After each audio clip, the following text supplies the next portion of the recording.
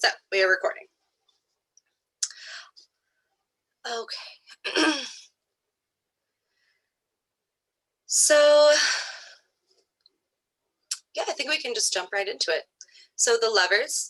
By the way, today, if you're reading and you're practicing, we are going to use the entire deck today. So there is no reason to take anything out. Ooh. I know. It's so exciting. So today we are going over the, oh, you know what? Let me pull up just to help people. 1 sec. Oops.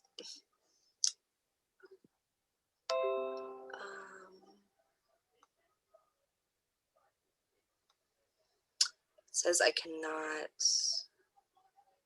Aha.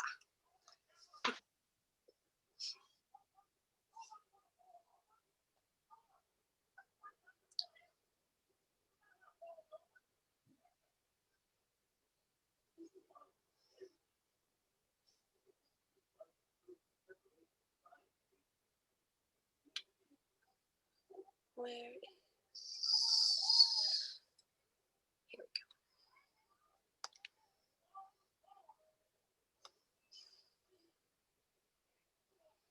Okay. So we're gonna share screens. Sorry, it's weird to open up Chrome while you're recording. It doesn't let you minimize Zoom. So there we go, I figured it out. Okay. So sometimes it helps just because we're gonna talk about the tropical astrology that is related to each sign, and sometimes it helps to have some of the slides up so you know whether or not the sign is earth, air, fire, and water, and you also know what planet it rules over, or what planet rules over that sign. So the Lovers. The Lovers is probably one of the most badly read cards. A lot of readers don't read the Lovers card correctly, and not only that, a lot of the books that you will get on tarot tend to make a lot of mistakes when it comes to the Lovers. I have a lot of theories for why that is. I think that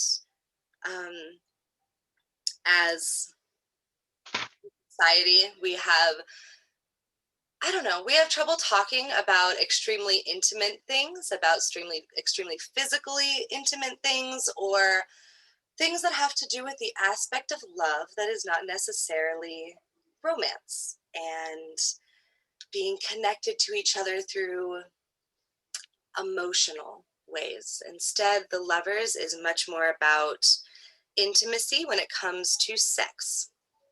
Now, somebody's sex and somebody's love language can be different no matter who they are.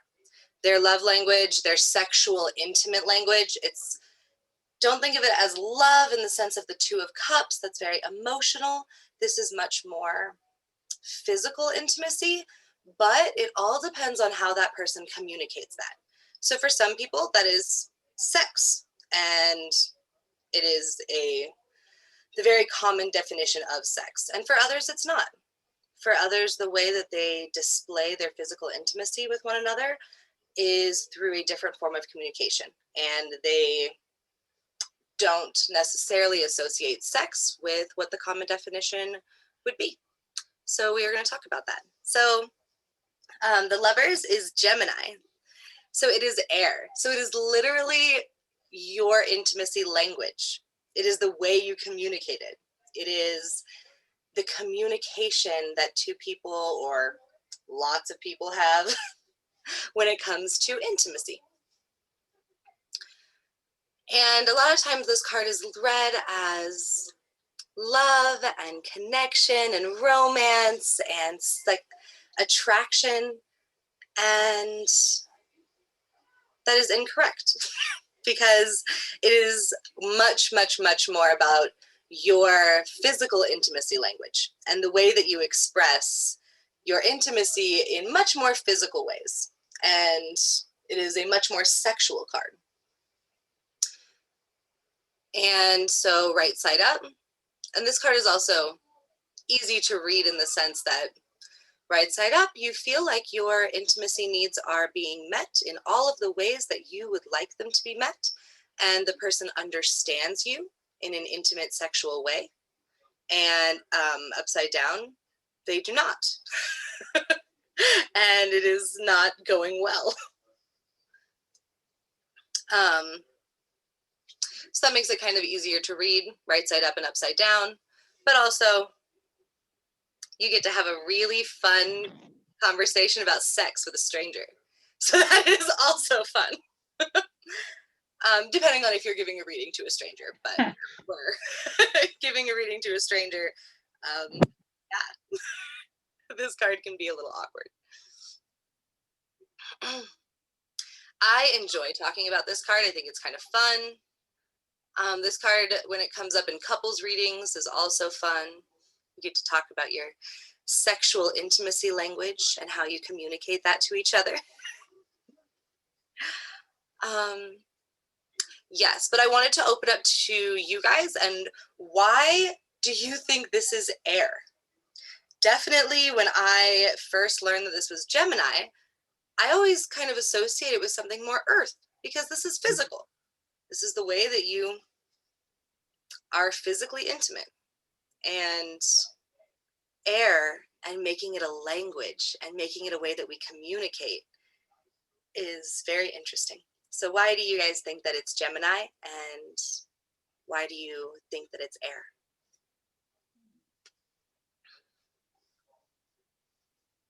I feel like something to think about is when talking about Gemini, the two sides, like the little kid and the adult that I've talked about before, which Micah describes really well in astrology class. But when you're intimate with someone, you kind of have to be willing to show them both sides of that Gemini, being willing to show someone the childlike wonder that comes with being intimate. In one way or the other, but also the seriousness and the taking this seriously, understanding, like, you know, the boundaries and recognizing the limits that come with being intimate in that way. And those are all very abstract things which go along with that idea of Gemini. Because also, yes, it's that physical intimacy aspect, but physical intimacy comes about because of an idea, because of a communication, because they talked about it and we're like, hey, let's go, let's go have fun.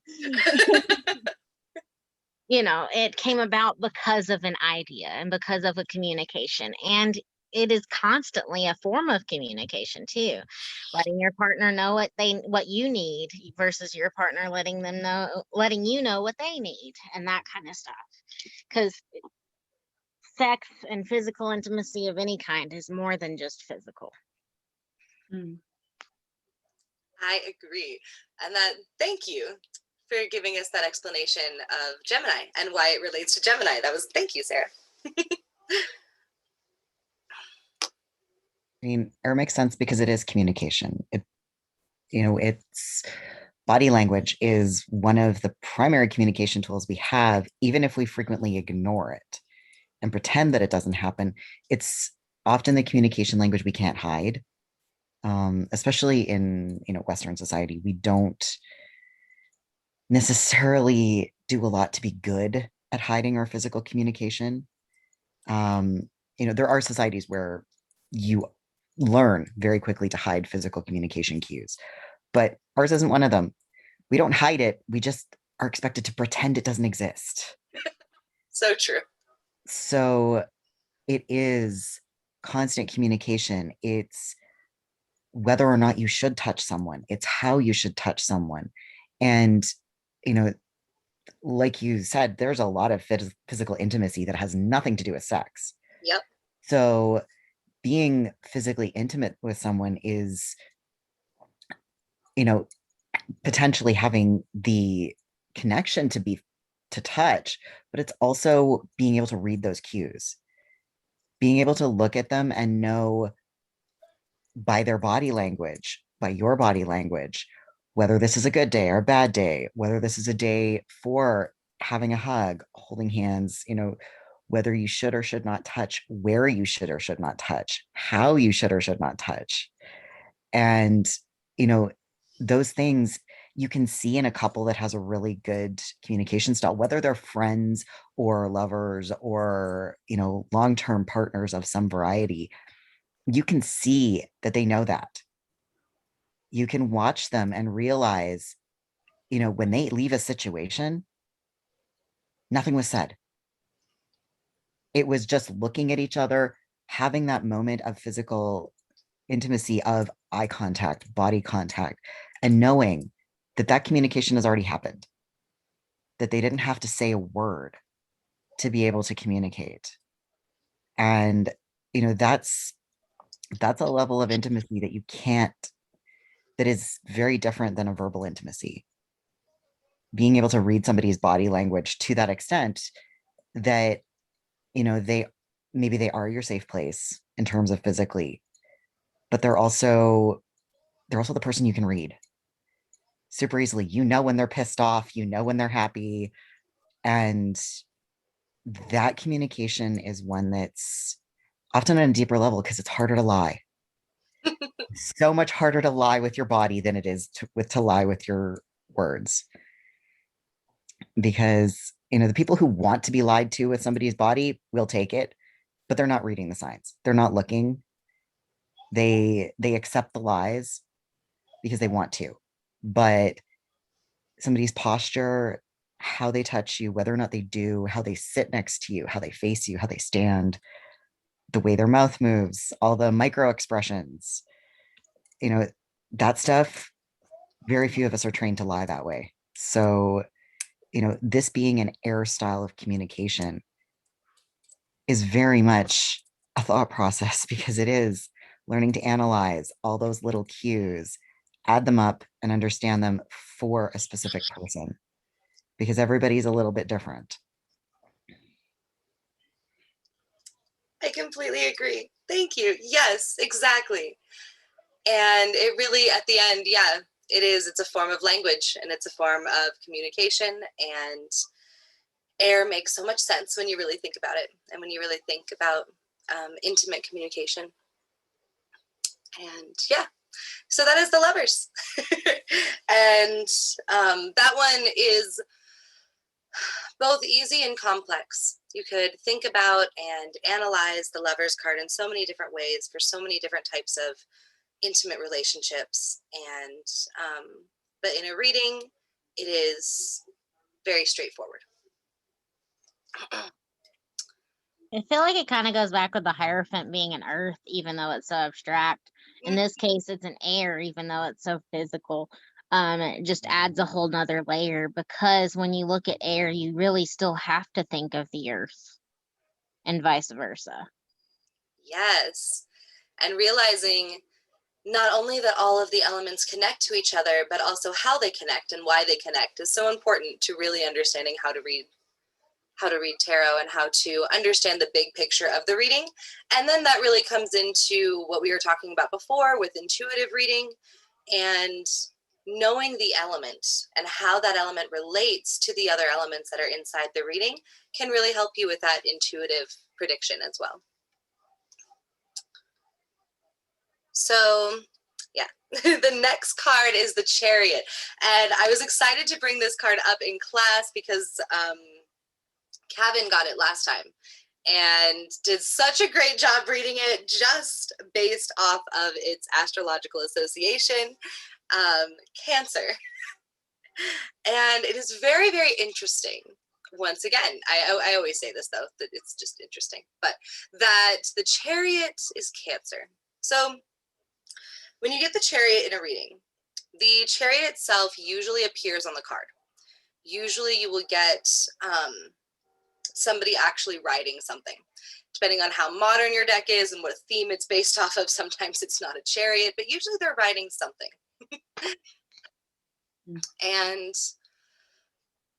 that is a symbol of being inside the Chariot. The Chariot is a symbol for life itself and for the path. The path that the Chariot is on is a symbol for the path that you are on in life. And if you are riding in the Chariot, you are just letting life carry you down a path and you are not really worried about, you're not taking a lot of action, you're not taking a lot of participation, you are not doing a lot of things, taking a lot of risks, or really participating a lot in your own life. You are just letting life happen to you. You are letting life, the chariot, take you down this path in life, and you are not participating much or taking a stance on which direction and which way you want your life to go. You are not taking a stance really on anything. You are just letting life carry you. And sometimes that's what we need to do. So I think that this card also, it has a bad reputation when you are just riding along on the chariot, and that must be a bad thing because you're not taking a lot of risks or participating in your life very much. You're not the captain or the driver, you are just a passenger. So you are not driving, or being the captain or anything like that. You are just a passenger on the chariot. But sometimes we all need to do that. Sometimes we all need rest, and time goes on even though we choose to rest, and that is not our fault, and that is not an issue we always need to deal with. Sometimes laying down and relaxing and letting all of the things that you have already done carry you and take you through a path or a short period in your life is perfectly fine and should not be read as a bad thing. But when you spend too long on that chariot, when you spend way too long on that chariot and you just kind of stop wanting to be the driver, you stop wanting to participate much in which direction your life is going, then it can be a not so great card. And both of those instances are going to happen when the chariot is right side up.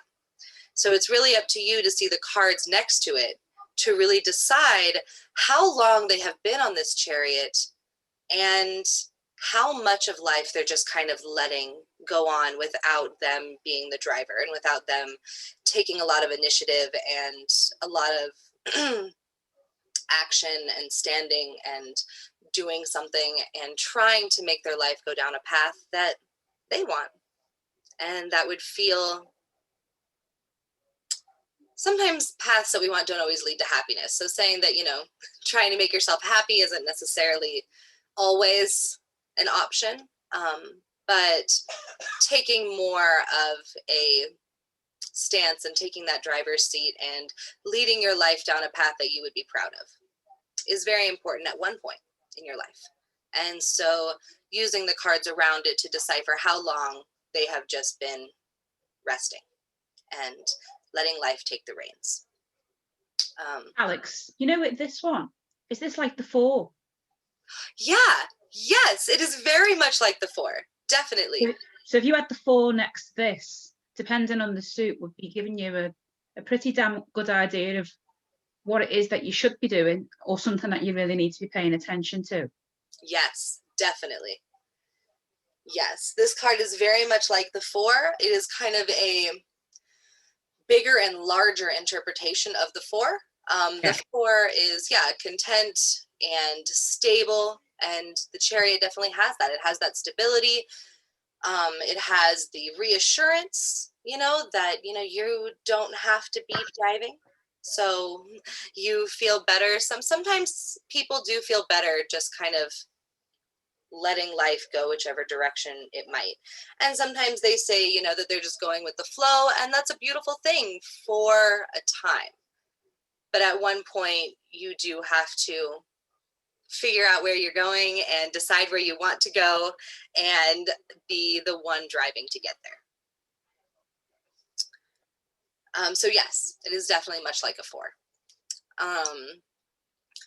And then when that flips upside down,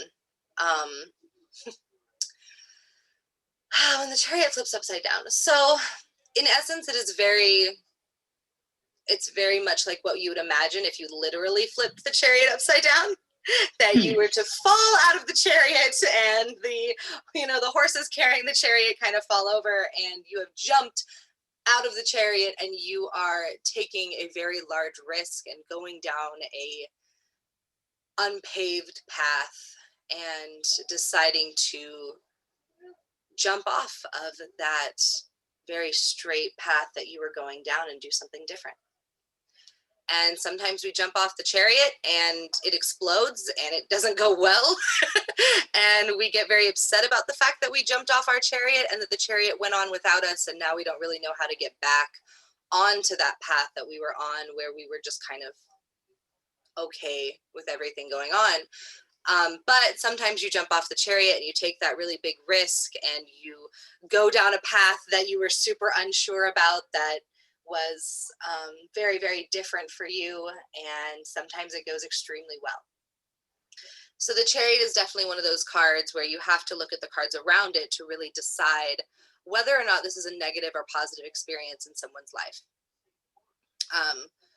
Upside down, it could be something wonderful that they took a giant risk on and they jumped off their chariot for a very good reason and decided to take life into their own hands and it went very well, or it didn't. And you can kind of decide that based on the cards around it.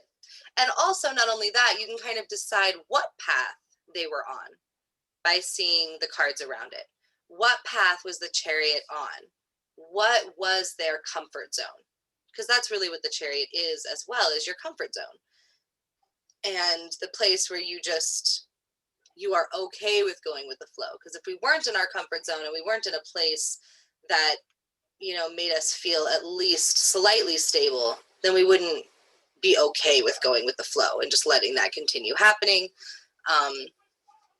Sometimes we would, but that gets more complex. So usually in life, if things are going super horribly, you don't particularly want to stay on the chariot. So it is very much a card where you have to decipher the cards happening around it, which is also shown off a lot by its astrological sign.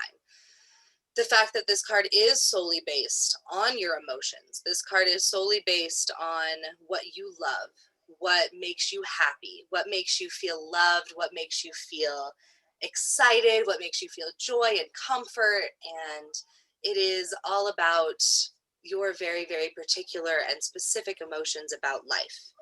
And not only that, but it's also a card that shows off how, because I think Cancer in itself really shows off how different every single person's chariot really is, and how you and someone else could both be right side up chariot cards and be extremely different people going down a completely different path. And not every card is like that. If you and somebody else were both to get the Queen of Wands, you would be very similar people. You can both get the chariot and be completely opposite people. And it just really shows how joy is completely subjective. Happiness and leading yourself down a path that makes you feel proud and makes you feel accomplished and makes you feel love and happiness and fulfillment is 100% completely different than somebody else's path to fulfillment. And so everybody's chariot is extremely unique and different. And that is also very different from a lot of other cards as well. Oh, I'm so sorry, Sarah. Oh, I hope to see you next time. I hate technology sucks. I'm sorry. I also hope you feel better. So yeah. Let's talk about the chariot and what the chariot means to you, because as I described, it is a very complex card. It can mean multiple things, and diving into it is kind of a big topic. So what does the chariot mean to you, and why do you think that it symbolizes Cancer, or that it is represented by Cancer? Cancer is also, like, it is a water sign, but it's also the one that focuses, I think, the most on the nurturing aspect of water. So Chariot is a lot about what makes you feel nurtured, what makes you feel loved, what makes you feel those things. Cancer also focuses more on stability than a lot of the other water signs. They want that hearth and home. I say this as a Cancer, it's fine. That feeling of stability, that hearth and home, that place to belong. And it's not necessarily that the Chariot is stable, but it's like you were saying, everyone's is so different because everyone's definition of stability and home and where they belong is different. Because I feel like everybody wishes for a place to belong, whether it's by themselves or with other people, and that looks different for everybody. And that's where that Cancer really comes in. It's about where I feel safe, where I feel loved, where I feel cared for. And with the Chariot, it's like, you don't have to be in control to get those things and to acquire those things that make you feel loved and to acquire those things that give you joy and spark those feelings. But that's just things I noticed specifically, like setting Cancer apart from the other signs, is that safety, that feeling of safety, and that feeling of nurturing and all of that. I agree. I love that outlook on the Chariot. Yeah, that was awesome. But like Cancer, it can be a moody bitch. Yeah, it can. And pulling the Chariot, I think that also says something about Cancer as well, because pulling the Chariot in a reading is always such a big, long discussion. It also tends to lead to having a really big discussion about someone's life and helping them out and talking to them about like different things that might be going on. And it kind of leads to a therapy session. And I think that that's a funny thing about the Chariot and how it relates to Cancer as well, is because there are certain cards that you pull in someone's reading that immediately always lead you to having a really wonderful long discussion about their life story. And the Chariot is one of them. And I think that that also shows off a lot about Cancer as well. Well, I mean, it's like I said, that hearth and home, that feeling of safeness, that feeling of security, which is something that, even though Cancer is a water sign, like you think of an earth sign when you think of those things. But even though Cancer is water, they very much rely on that sense of safety and belonging. And you really kind of have to go into someone's life because Cancer's either got the safety and belonging they needed or they don't. And when that card comes up, you either have that sense of joy, that sense of belonging, that sense of safety, or you don't. Definitely. You're trying to figure out how to get there. And that's why I feel like that card even comes up, and why you say it's so subjective, even upright. Because water is fluid, water is constantly changing, and everybody's idea of water is different. Everybody's idea of feelings and emotions and all of the things that comprise both the literal Chariot and Cancer is so different. I agree. Yes. And Cancer is the moon, and everyone's emotions are the moon is emotions, and everyone's emotions are different. No two people feel exactly the same way. Definitely. And that's one of the big things, which is why everyone's Chariot can look so different.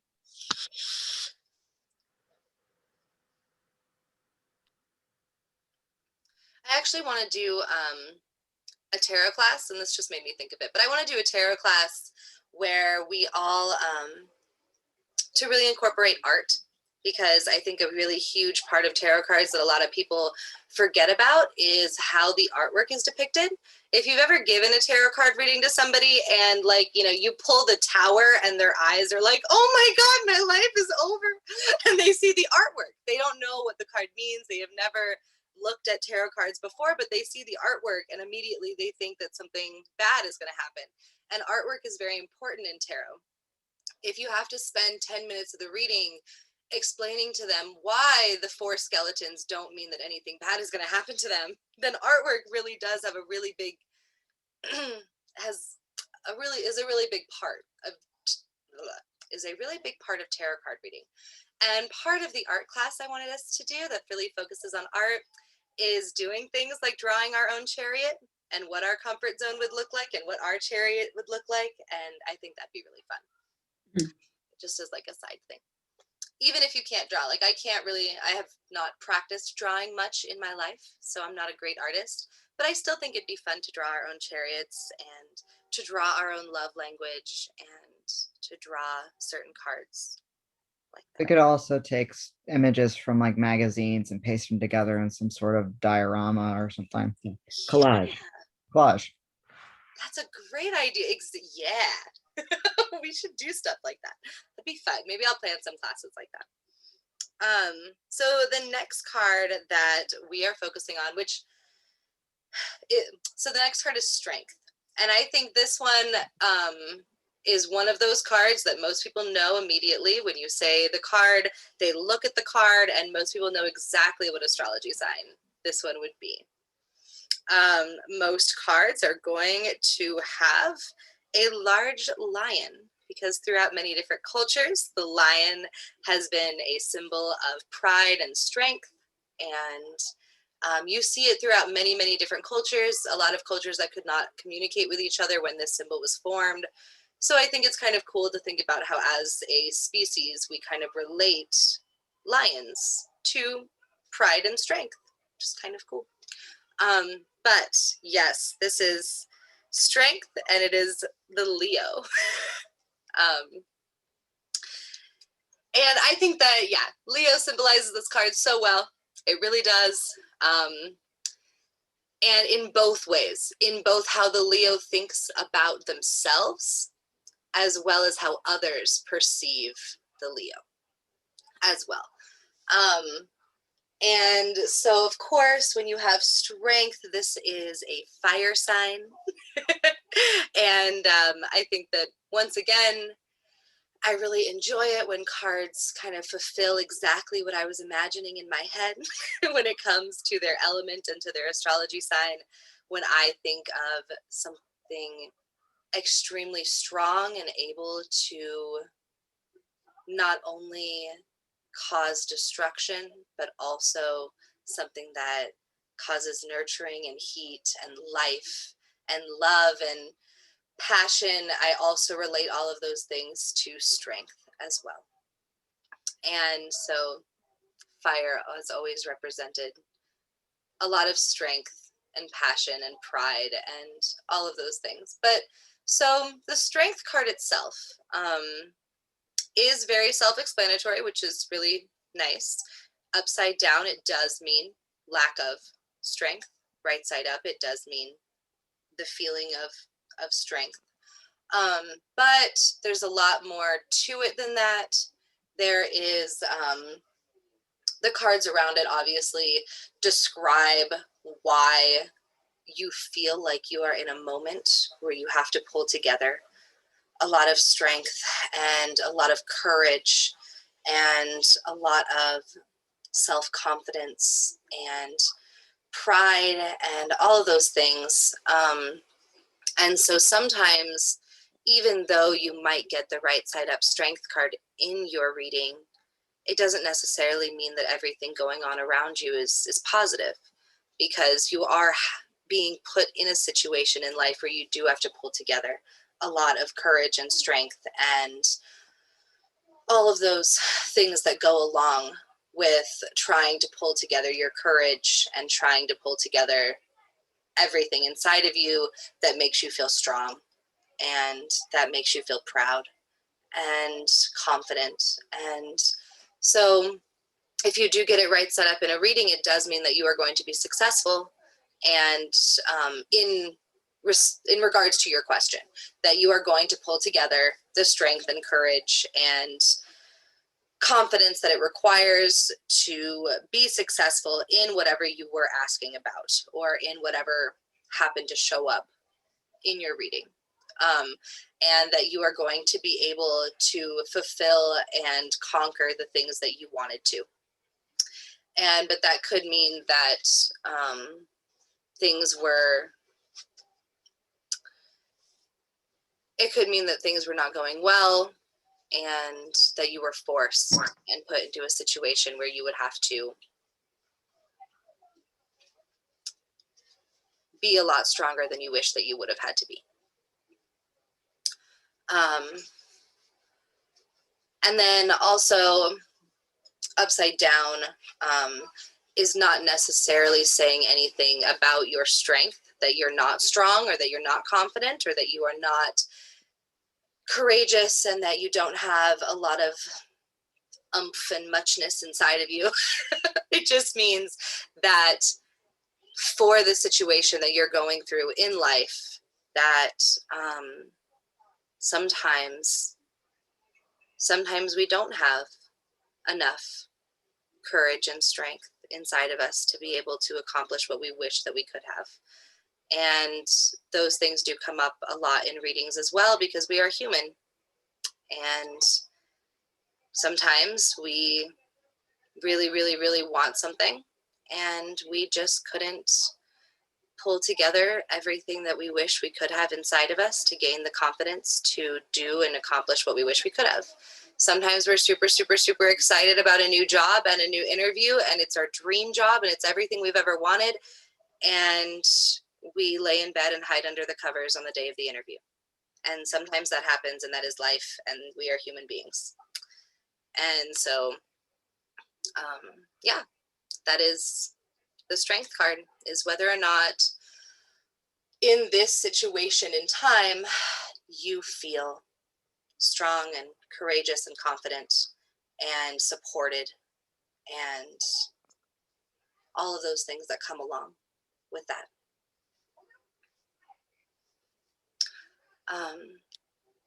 So why do you think that that would be represented by Leo? / tell me your thoughts on the strength card. Well, Okay. sorry, Kevin, you can go first. So the thing with Leo is that they like to be leaders. In fact, they like to lead by example. They're not the kind of people that'll force you to do things. They're not the emperor at all. They're the ones who are like, watch what I'm doing, emulate me, and you can go forward. They are confident. They tend to be dramatic as well. So whatever they're doing has an influence on everyone around them, even if they're not intending it. It's a little bit more like the Empress in that way, but they know they're doing it, unlike the Empress. With the whole, upside down is that they can tend to be arrogant. So they might feel like, I don't have that skill if it's reversed. So being a little bit more arrogant, it's like, why would I do that? I don't have that skill. They would have that, they would block themselves.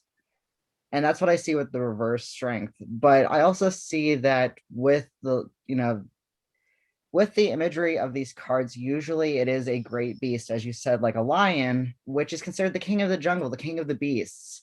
And to have that delicate feminine nature to just soothe the beast shows that the strength that you need is not a physical domineering one.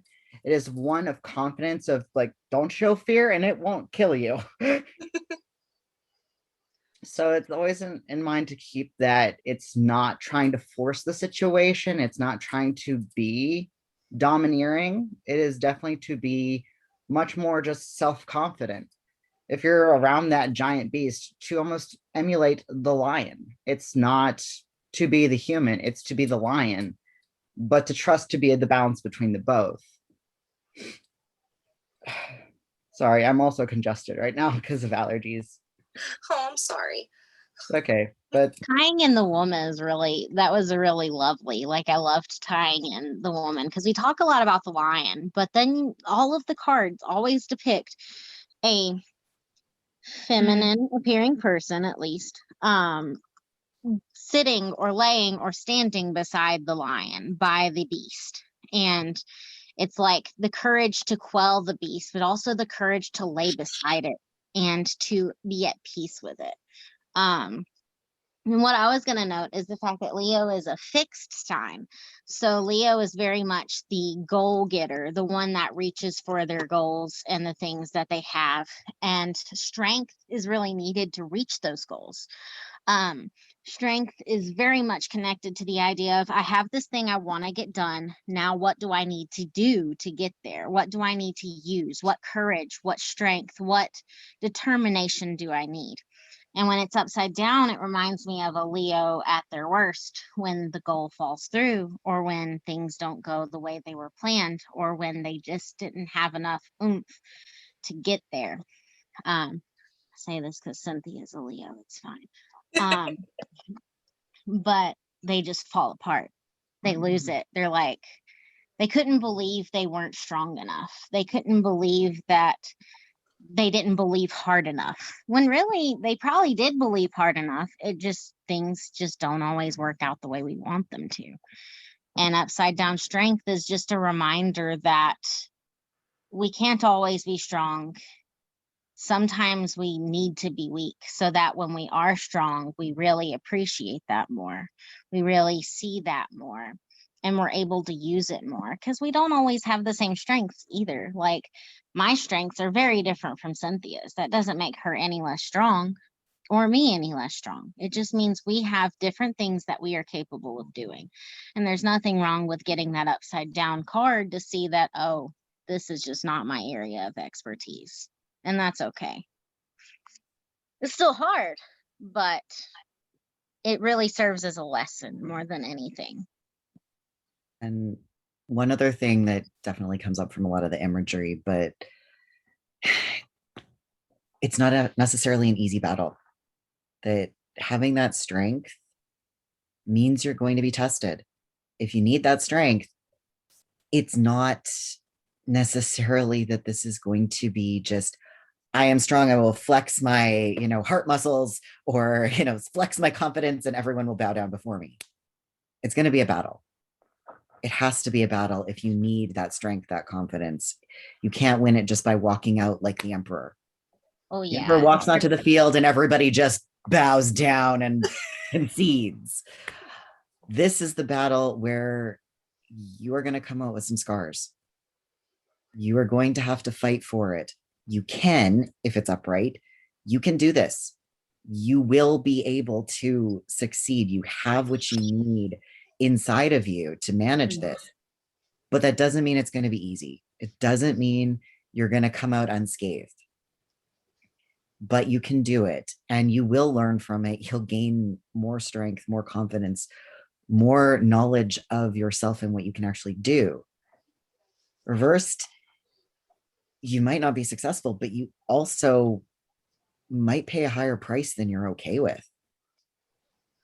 One of the cards I have, it's strength, is a person standing over a sleeping dragon.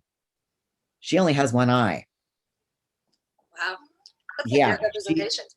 She has paid her price for winning over that creature, and she has won. And it's not the picture of the battle that they had. It's just knowing that she's been through some shit. And so, sometimes it's, you've already been through some shit, you have the strength because you've already proven it. And sometimes it's, you're going to have to prove it in this fight, because it's not going to be easy.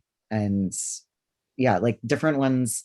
I have one of the fairy tale deck that I know you've shown before, some cards. Strength is Tamlin, who battles a creature that's like crocodile plus lion. And it's literally an image of her wrestling with it. Hold on to me and do not let me go. The Fae will turn me into various creatures to get you to let me go, but don't. Yeah, so to win the battle, she has to hold on no matter what creature she's holding.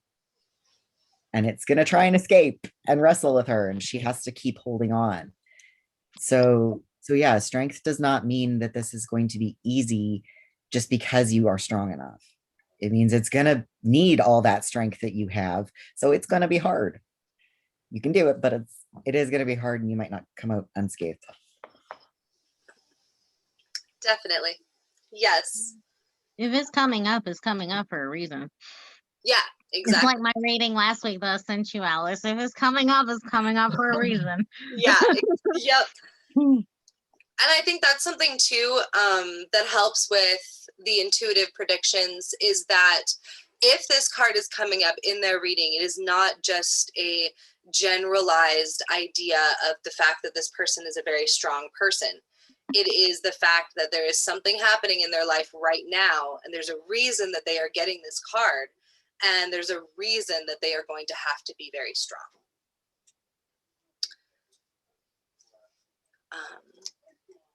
Yeah, so I think we're going to go over one more, and then we are going to practice reading. And we are going to go over that 3-card spread again, but this time I'm going to show you how to incorporate the extra cards as well, so that we can get more detail in our readings. The next one, I love this card. So the next one is the Hermit. And once again, I dislike the way that a lot of tarot books depict the Hermit, because a lot of times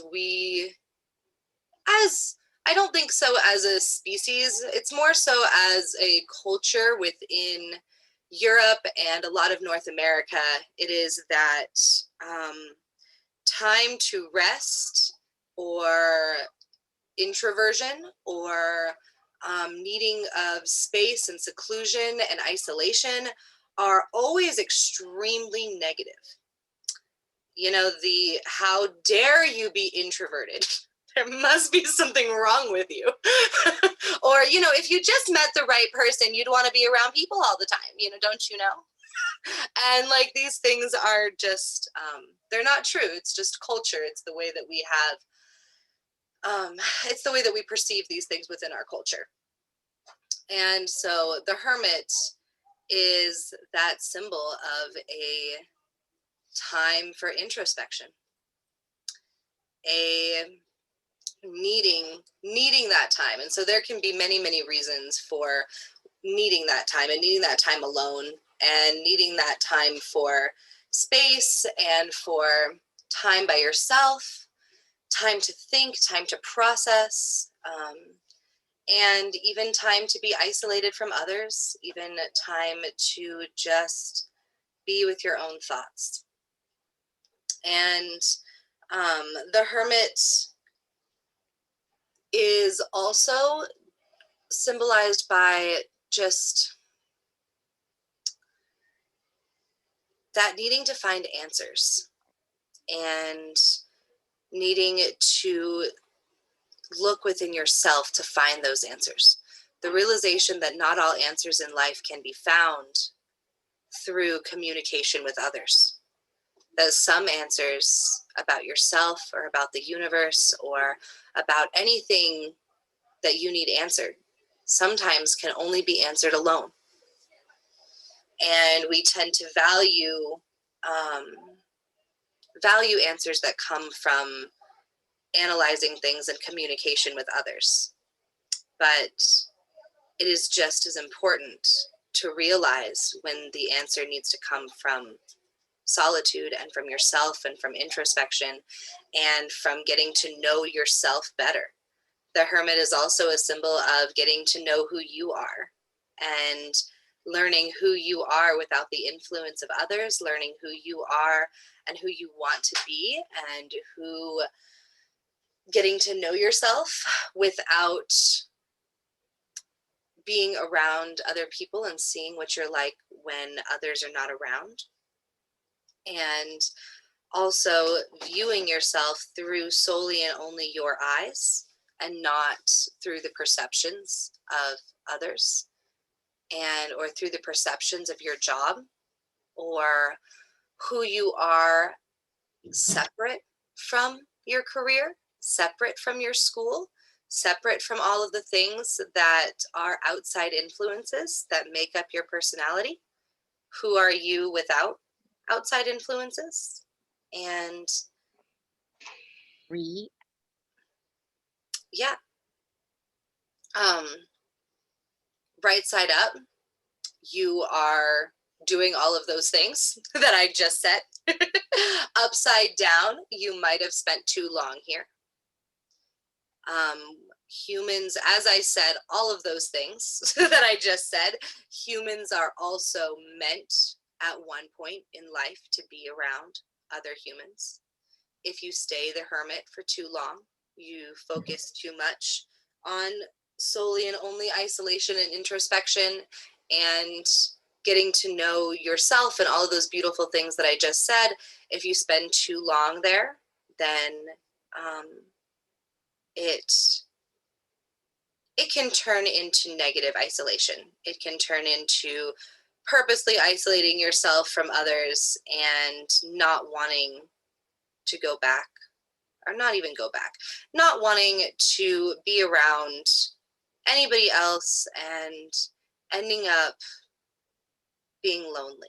I think loneliness is kind of the negative side to the hermit, is that if you stay there for too long, humans do tend to get lonely and to seek outward affection, to seek outward comfort and support and love.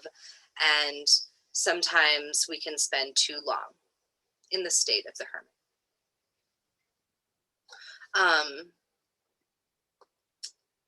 Yeah. Oh yeah. Hermit is represented by Virgo, by the way. So, which once again also does make a lot of sense, at least I think so, because I do tend to relate the hermit to those very earthly needs, even though it is focused on introspection. The way that you are achieving introspection and getting to know yourself is by doing something very physical that feels uncomfortable to some people. Sometimes introspection and isolation and being alone can feel very uncomfortable for people. And I think that all of those things are related to very earthly things. It is related to the people around you. It's related to your job. It's related to your school. It's related to all these things that we feel like we must do every single day. So there's no room or time to give ourselves rest and love and space to learn more about ourselves and to learn more about who we are and to really start to connect with our own being. And there are so many outside influences that tell us that we are not supposed to do that and that we just don't have time to do that, that I think that this card becomes very earth. Mm. Yeah, so what are your thoughts on the hermit and why is it Virgo?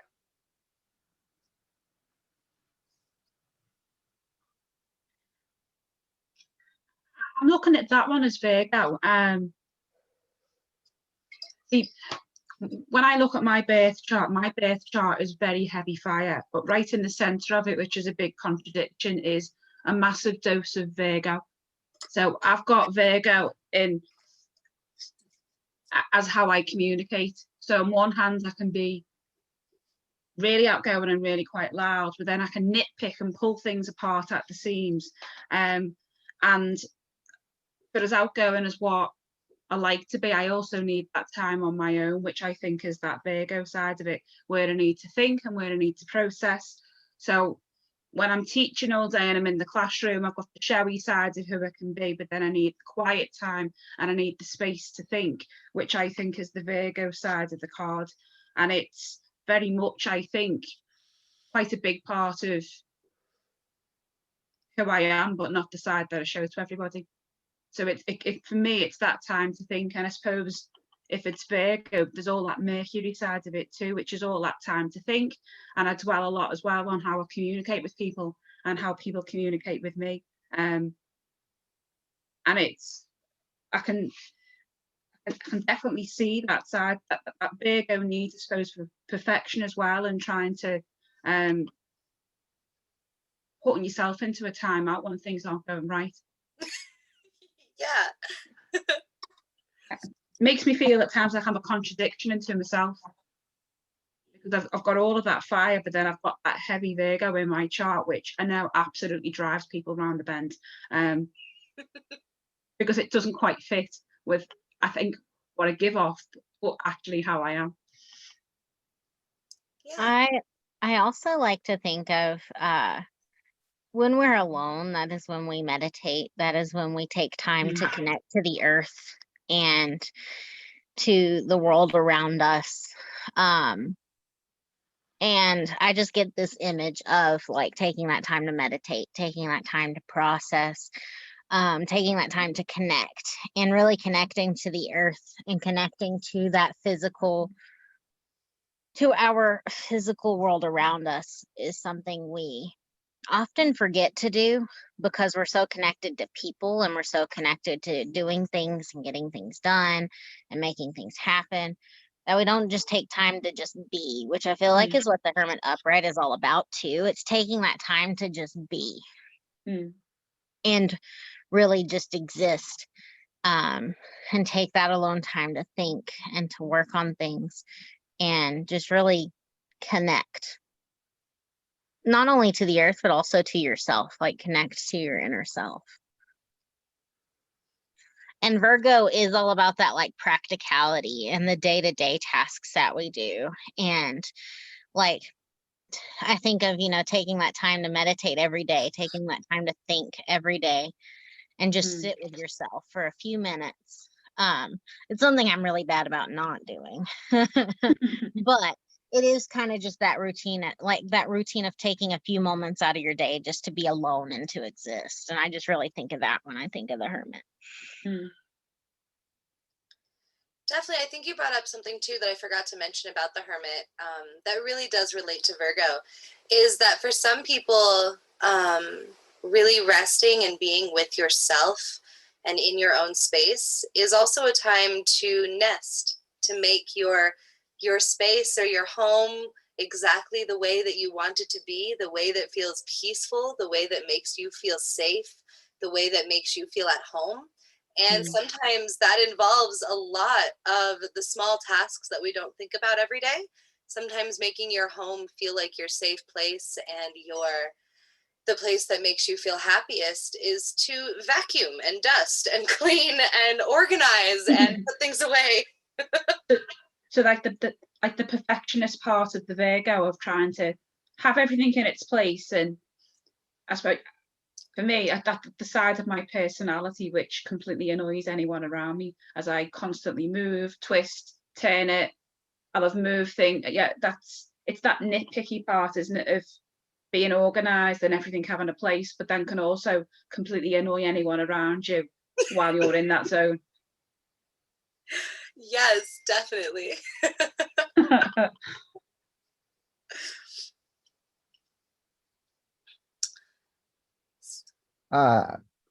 To add to whatever what everyone else is saying as well, for hermits and for Virgos, for the connection there, they tend to be helpers and very selfless, so they tend to burn themselves out. So it basically, the card being a Virgo is basically saying this is what you should be doing, everyone. You should be sitting for a moment, trying not to have that anxiety and need to plan everything out, and just let that sit for a minute. Yeah, you're right. Virgo rules the 6th house, and the 6th house is how can we serve others? How can we help others? Exactly. And the Hermit really needs that time to sit with themselves because of that Virgo, that want to help, that want to do things for others, because the 6th house is all about servantry and how we can help people. But It is also about day to day and like health and all that, but like you just reminded me of that from Micah. equally, however, like if you take the history of hermits, since obviously they use that imagery and name for the cards, so they're building on that. They were hard to find, but they could also be very valuable teachers and guides if you took the time and the effort to find them. So it's not only about yourself. It could be someone who can guide you on the path, but you have to take the time and effort to go seek them out. You have to find, like, it's not going to be easy. It's not the person next door. It's not the easy person who's in your life. It's also someone who's going to require you to isolate yourself, to step away, to find them and connect to them so that they can guide you. Definitely. Yeah. I love that. Awesome. So, Yeah. So sorry. oh no, yeah, go on. One last thing is with the whole not want with the reverse part, Virgos are perfectionists or procrastinators. And usually it's because one feeds into the other. So there's that thing of not wanting to go back. So it's like, I need to work on myself a little bit more. No, you need to go back to your real world. What Go might back. you be putting off in the guise of, no, I'm working on myself. Yeah. I'm Totally. so busy working on myself that I have completely ignored everything I should be doing. Yep. Because I don't want to work on that. I don't want to do that hard thing with other people. Definitely. I don't want to work on that relationship or that teamwork or that work project or so I'll just go sit in my little corner over here. Right? The little space that I've made really pretty, and I'll just stay right here. Oh, yes, that's very upside down hermit. Yeah, definitely. So I am going to now, we are going to stop sharing, and I am going to open up my fun whiteboard that I forget how to do this every single time. Nope. I remember. I got this. Okay. Okay. So this time we are going to work on the 3-card spread, but we are going to work on the other part of it. Last time we just worked on the very kind of first part of the 3-card spread, but there's also that aspect where the reader will draw extra cards. And it's very important in the 3-card spread to have those extra cards to give some more detail, because the 3-card spread can be very broad without that extra detail. So we have the 3-card spread, which I'm going to draw out for you right here. And so you will pull 3 cards. This card is your very near past and present. The next card is your near future.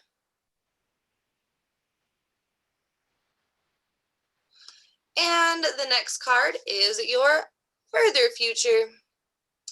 Remember that the near future is a couple months, few months. The far future is about a year. Sometimes it can go to 2 years, but it never goes any further than 2 years. So then, once you have drawn those 3 cards, then the reader will run their hand over the deck and pick out the cards that feel like they still have some leftover energy inside them and they just really want to come out. And those cards will be placed up here. I'm just going to put 2 for now, but know that you can have, I would say, probably don't pick more than 4, but if they're just really screaming at you, then, you can pick as many cards are really, really, really want to come out. It can get confusing if you pick more than 4, because you don't really know what you're giving detail to, but still. So these are the detail cards. That's supposed to be a D. Okay, so those are your detail cards. And so this detail card is going to give you more detail about your present and your past and your present. And this detail card is going to give you a little bit more detail about your future. So we are going to do readings today. Let's see. Also, I actually do have a deck. I borrowed Catherine's. Oh, yay. Awesome. Good. I just keep borrowing everybody's decks. It's fine. It's fine. You need to experiment with lots of decks. Catherine says, hi, Alex. Hi, Catherine. I miss you. Very well. She's a little tired. She just woke up from a nap. Aw. Let's start with, let me see. Where's my, to click the down arrow. See everybody who's here. Okay. Let's start with Kevin and Aaron. Disappointing. I'm not feeling up to reading today. Oh, okay, no problem. Let's start with Kevin and Sarah. Okie doke.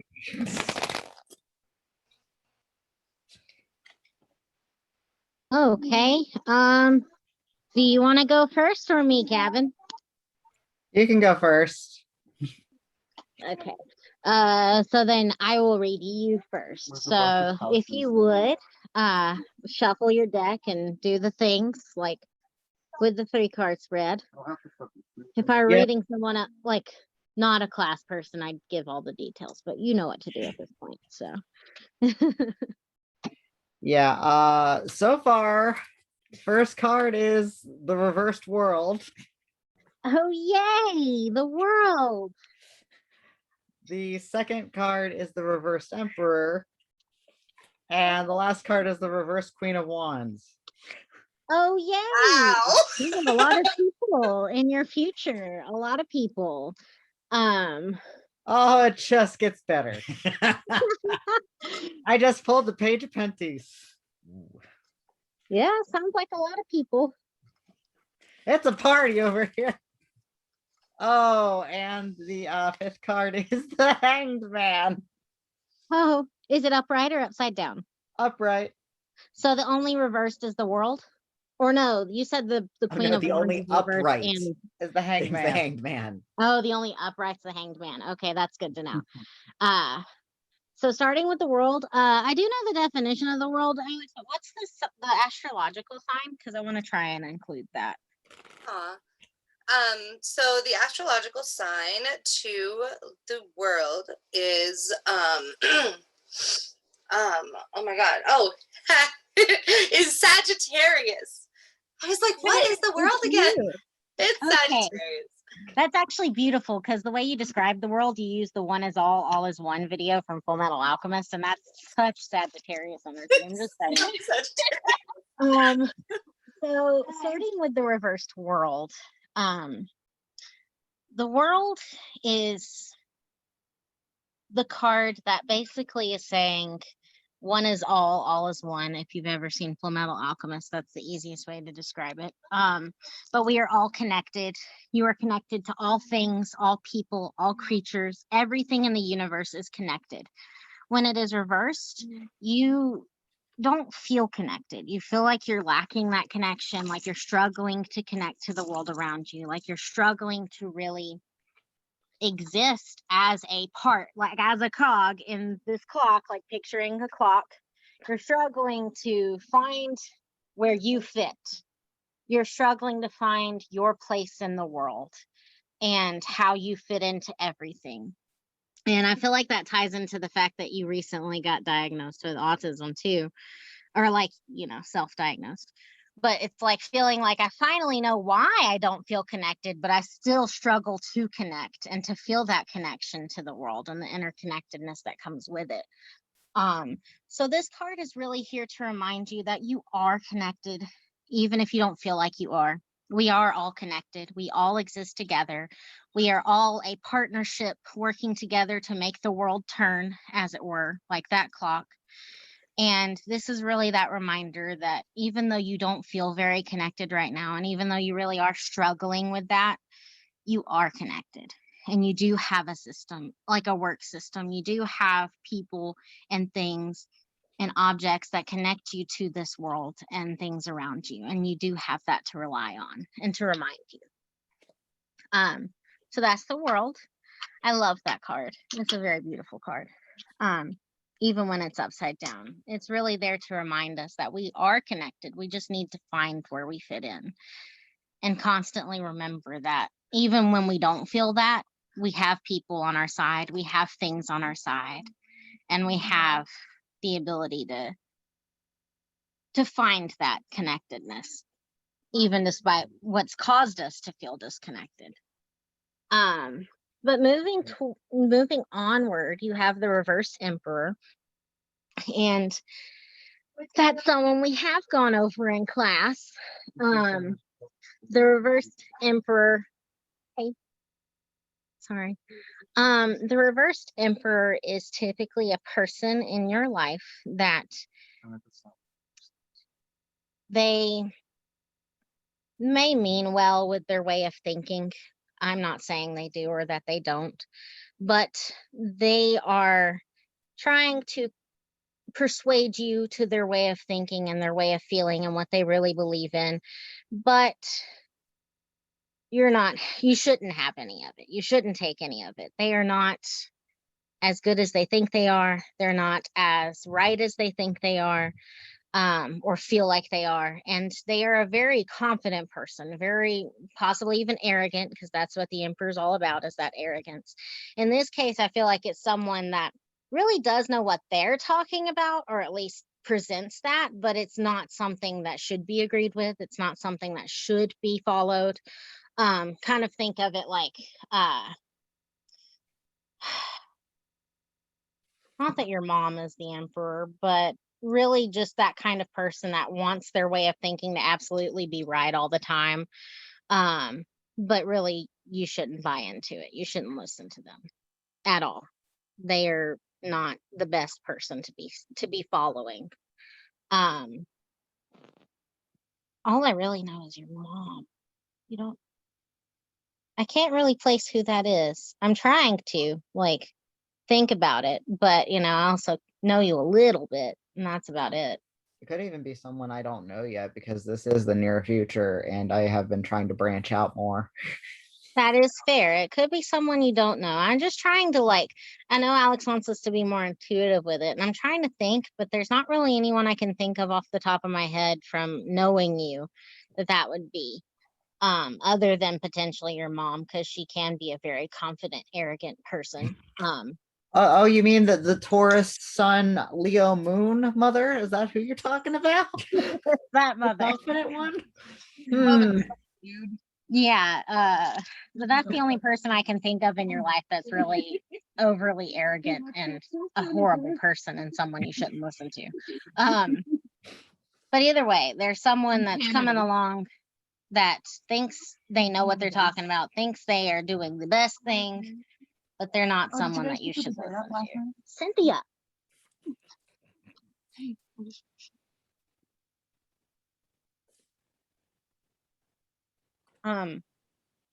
Then you transition into the reversed Queen of Wands, which this would actually remind me more of your mom than the Emperor would. So that's why I also wasn't sure. It's someone, the Queen of Wands reversed is someone in your life that is not they're not the queen anymore. They've fallen from their perch. They are no longer, they either think they're the queen, but they're not really, or they never were the queen to begin with. And they're really trying to lead people and trying to help people and trying to nurture people, but they're going about it a very wrong way. They're not doing a very good job of it. They barely are able to take care of themselves because it's reversed.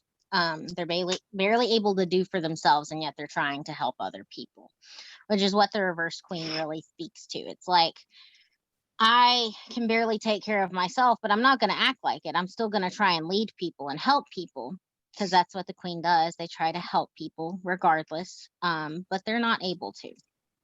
They're not going to be helpful.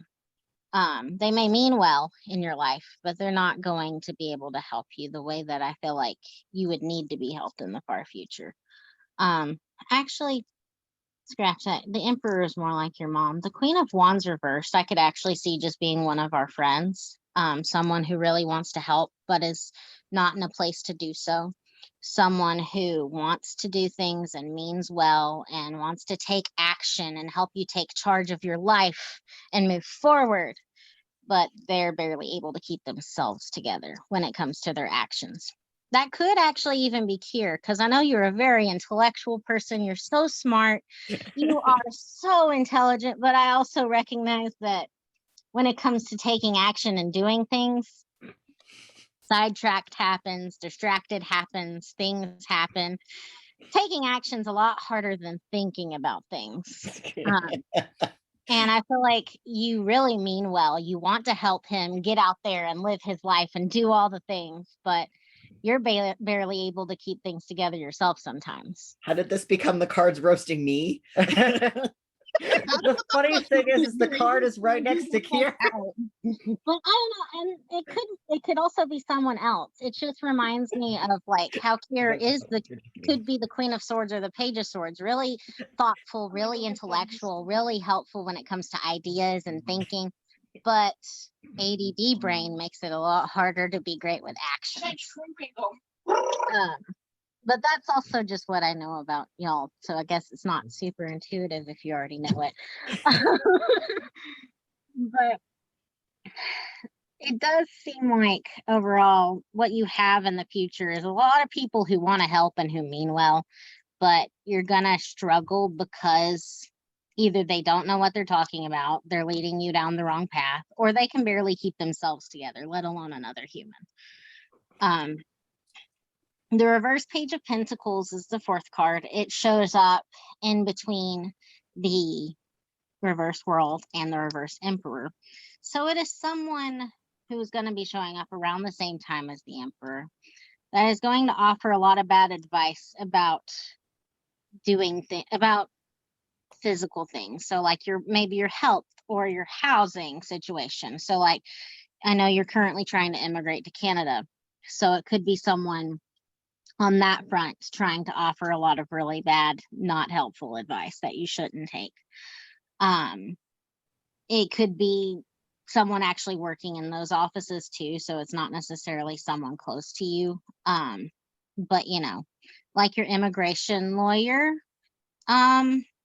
may mean best, but there may be other people out there like in those connections that don't mean well and are trying to, or that mean well but are trying to help but don't have the best advice on how to go about that.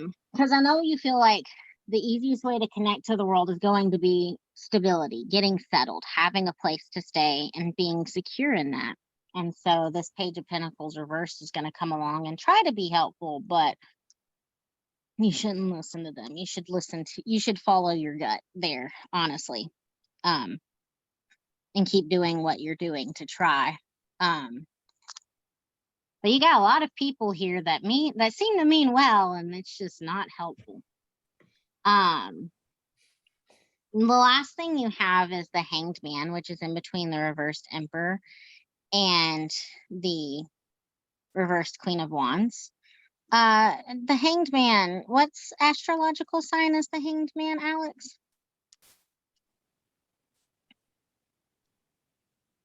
You're muted. I don't know what those words are. They were words.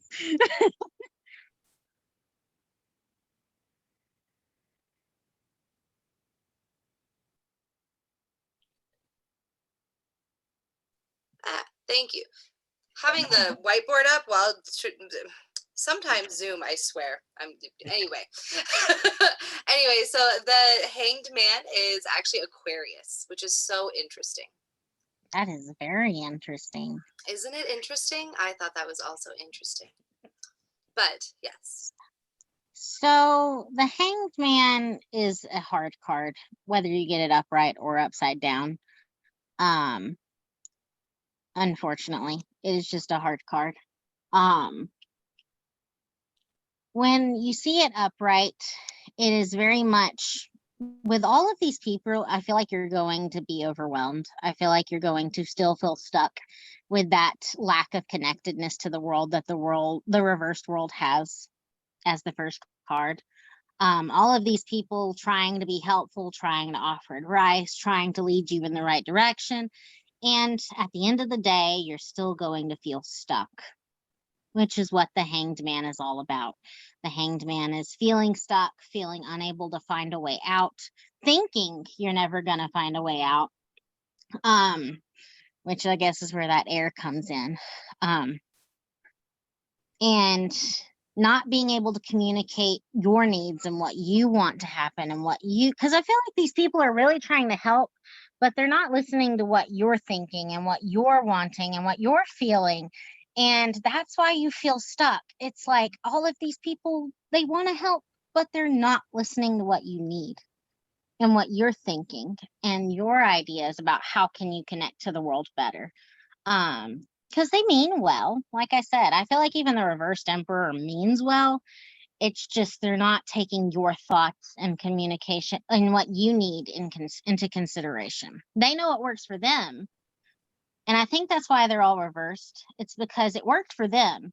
They know what works for them, but they don't necessarily know what works for you. And that's where that disconnect is. So at the end of the day, the Hanged Man, you are still going to feel pretty stuck and lack that connection because you feel like nobody's listening to you. You feel like nobody's understanding you.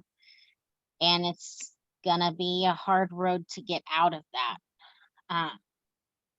Because unfortunately, if the Hanged Man were upside down, it would lend to the idea that there is a way out, because when it's upside down, you know, you have a foot, you're kind of standing as opposed to being upside down, literally when it's upright.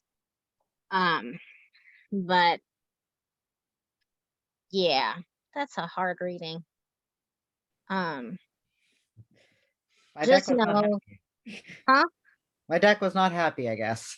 No, but just know that all of these people do seem like they mean well in trying to help you. But at the end of the day, really, I think the only way that you're going to come out of that unstuckness and that you're going to start feeling connected to the world is by listening to yourself instead of all these other people, because you have all these other people and sometimes you got to drown them out to get unstuck. It's Okay. almost like you want to connect so badly, which is why the world is reversed there.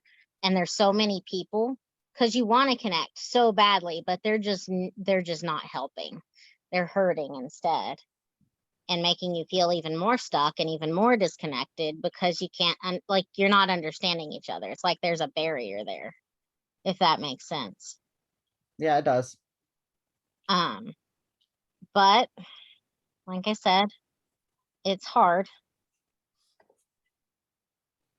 But I guess this is just a reminder to listen to yourself when all of these people come about, and keep listening to yourself despite being stuck. Okay, thank you. Sorry. I feel so fumbly when I do this. You did an amazing job. That was so good. And yeah, go ahead. We're just whenever Sarah's ready. Yeah, I gotta pull my cards real quick, but yeah, I loved your intuitive reading. I thought that it was really good. And even though you know Kevin, still, I feel like it's still really hard to take someone's life and decide who these cards might represent. So that was really good. yeah, I'm still wondering who that emperor is, because honestly, it's not, like I said, if they all mean well, then it wouldn't be your mom, because your mom does not mean well at all. My mom thinks she means well. Well, I guess that's fair. She thinks she means well. She really does, even though yeah, that's the whole thing.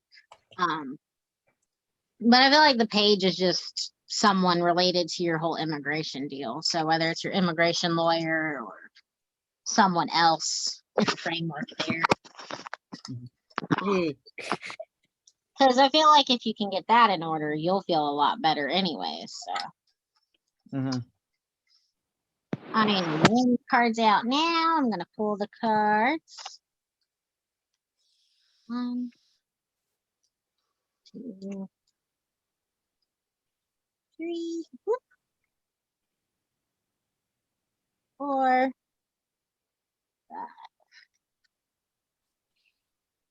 5. Okay. Oh, you're fine, dear. You are not a problem at all.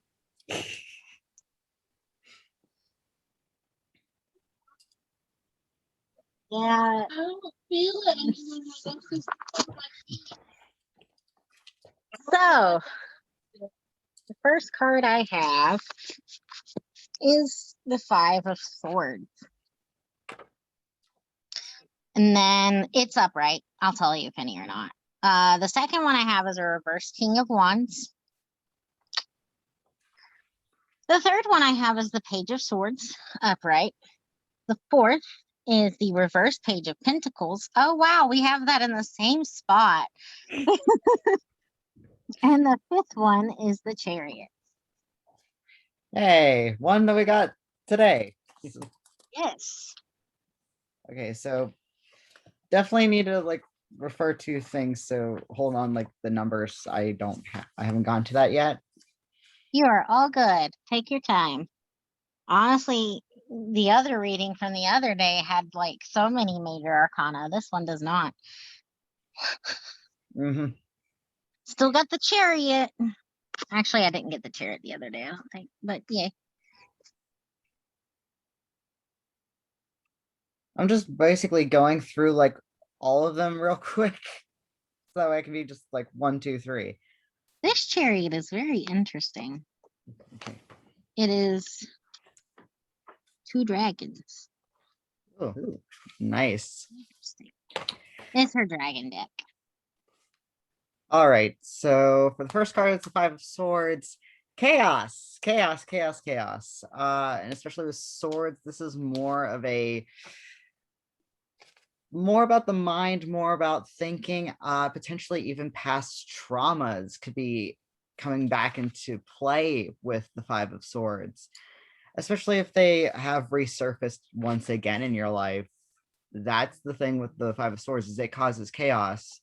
So it could be something new or something old, but it's definitely come back and it's resurfaced and it's something that you have to handle with, but it's definitely on your mind and causing that constant stewing of, this is happening, but what am I thinking? How am I reacting to this? How is this affecting my sleep, my day to day?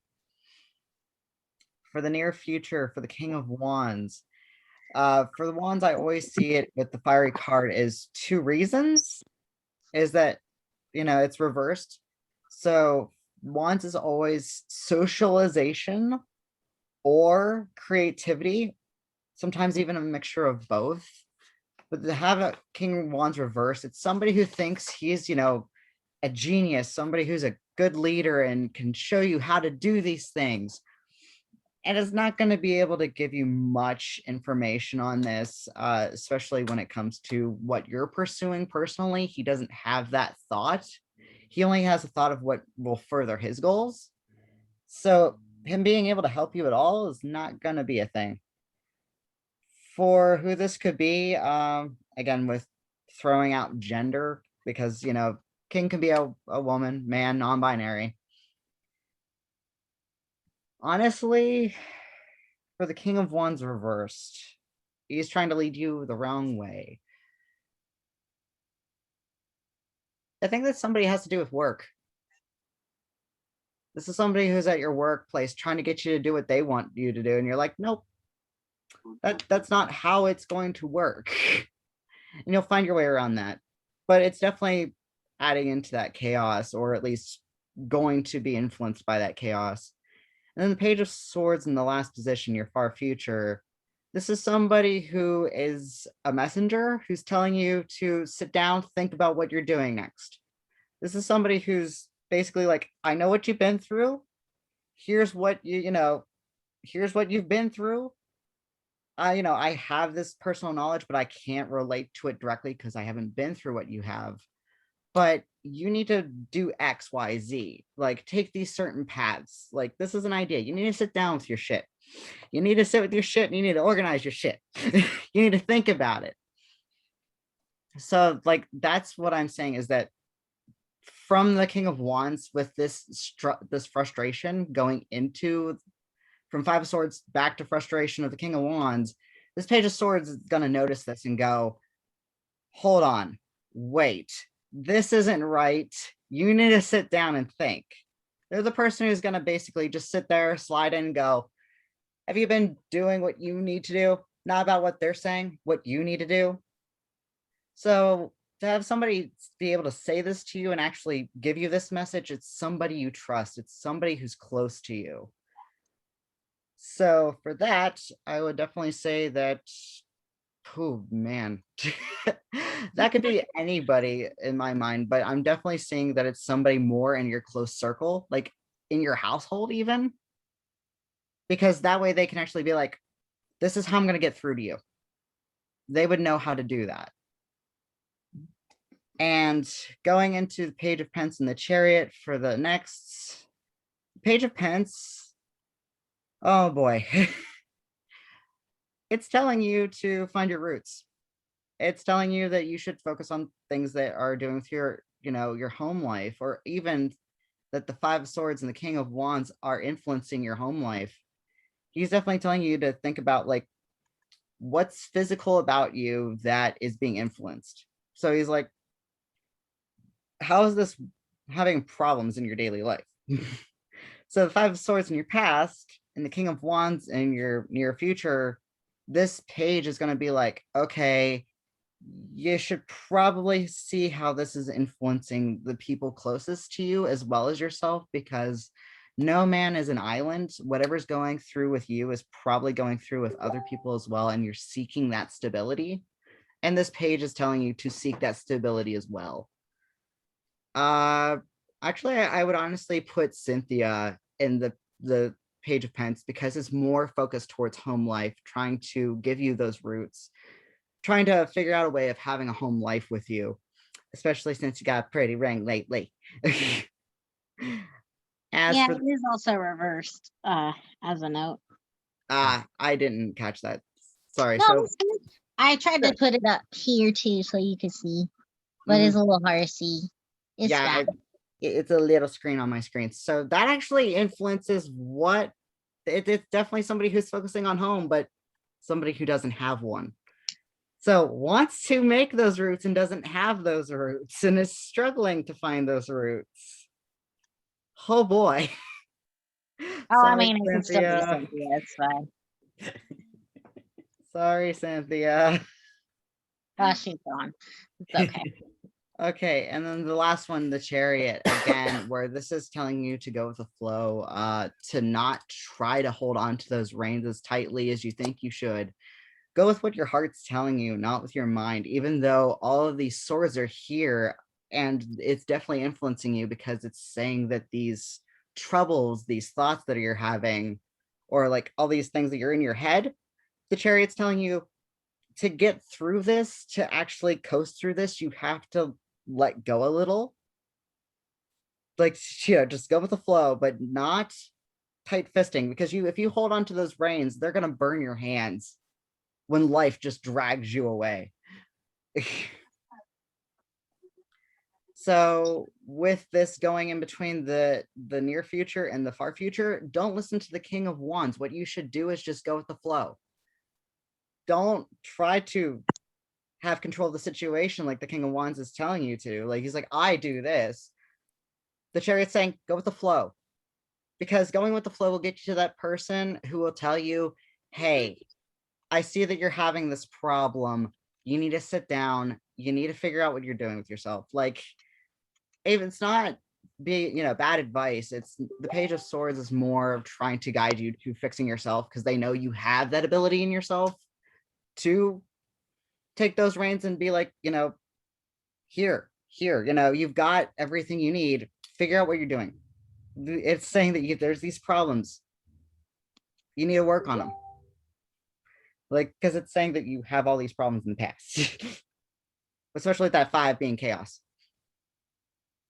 So, funny thing, I think I know what's going on here. So the 5 to the page, this was the home falling out. Yeah. Because that 5 influenced the page, that's the chaos. So Cynthia is struggling, and it's struggling with you as well, and you don't know how to help Cynthia. The Page of Wands is somebody you're trying to bring in to help. To be like, hey, it's the King of Wands, yeah. This is somebody who's trying to help you guys and telling you, do this instead. Potentially the person who's helping you get housing. But instead of being like, I need this house, it's saying go with the flow, and you'll find somebody who points you in the right direction. Who tells you, you know what you want. Take that path. because they're not the one who's guiding you. They're not the one who's like, here's my hand, I'll help. They're the one who's like, why are you worried? Like, you see what's going on here. That's what I'm getting. That was quite a tie together. Yeah, it's definitely the housing has been a mess, in all honesty.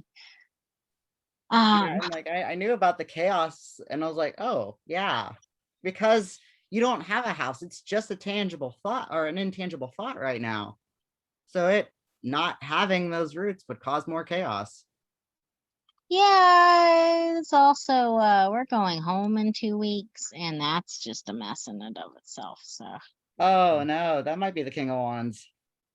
it can, I feel like you read it very well, in respect to the housing. I didn't have a question. I just said, what do the cards want to tell me? It's So basically telling you to just go with the flow and you'll find where you need to go. yeah, so I feel like either way you read it very intuitively going towards the housing situation, because that is the most present thing. It is not immediately where my mind went to, because I'm so worried about going home that it makes me sick. But at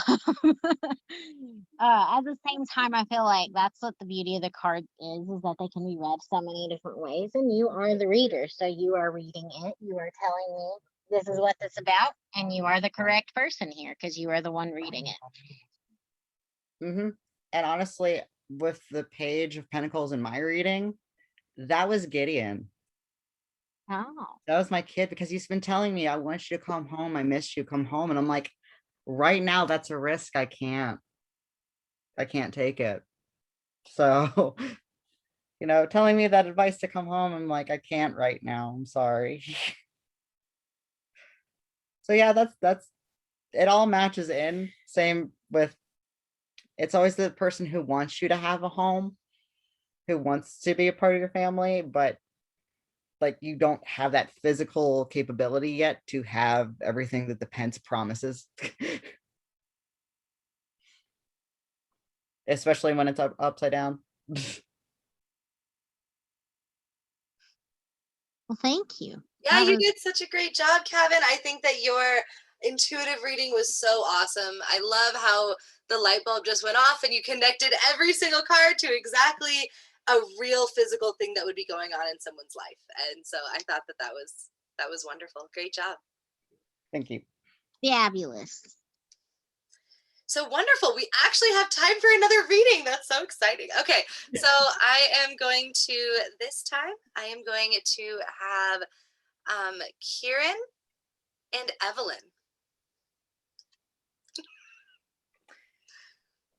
Alrighty then. In my bed. All right. Who's going first? Doesn't matter to me. I need to draw my cards real fast. I do as well. So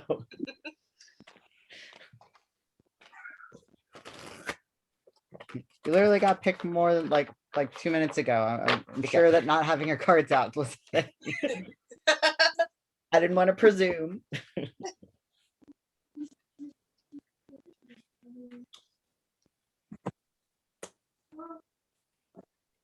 What, baby?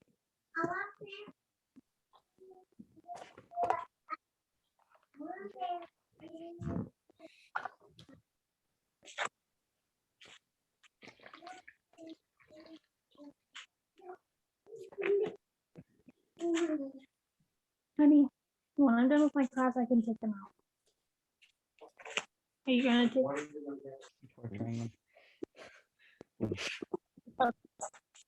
Did you draw your card yet? I did. Okay. So who should go first? Again, I'm totally easy, so I can read yours first if you want. Okay. Let me flip them over. Oh my gosh. There's always so many reversals in mine. So the first card was Justice reversed. Second was the Sun reversed. Third is Three of Swords upright. And then I drew two others, and first one is 5 of Cups upright, and the other is 2 of Swords upright. Justice is Libra. Oof. Oh my goodness, we were just talking about justice literally yesterday, I think it was, or the day before. We were. Well, no, also Kevin and Kira and I were talking about it. We Oh, were, awesome. It was all What are you doing? Yeah, the card. Oh yeah. What are you doing? We've been practicing. Yes. Oh. And then confusing ourselves, or at least mostly confusing me. So it's justice is right there, and then the sun's right here. I have my zodiac book to help. Yeah, so I'm like trying to fumble my way through here. Baby, get down. Get down, dude. Where I told you the text that gets.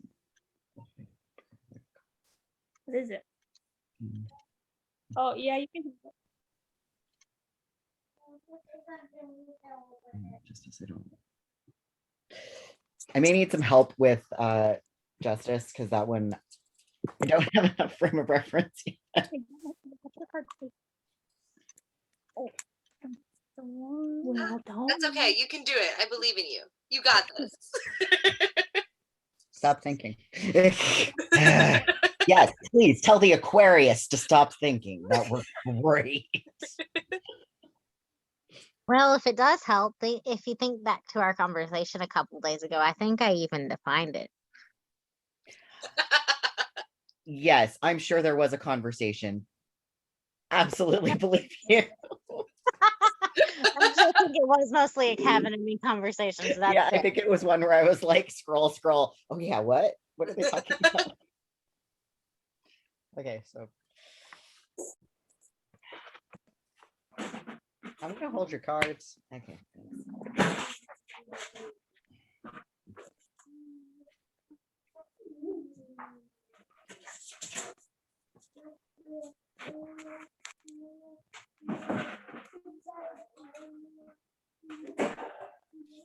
It's reversed. So.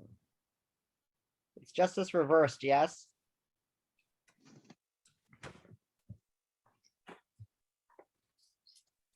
So, what you're looking for is Libra. Harmony, compromise, thoughtful music, but politics preferably. Inner turmoil. You got justice reversed, right, Evelyn? Yeah. What was that? Justice was reversed. Oh, yes, yeah. So, I mean, that's turmoil. That's things are not going quite the way you want because there isn't that harmony and compromise that Libra brings. Not balanced. The scales did not quite balance out in your favor at the moment. Or at least you're feeling like that's not the case. Unreversed. Babe, stop.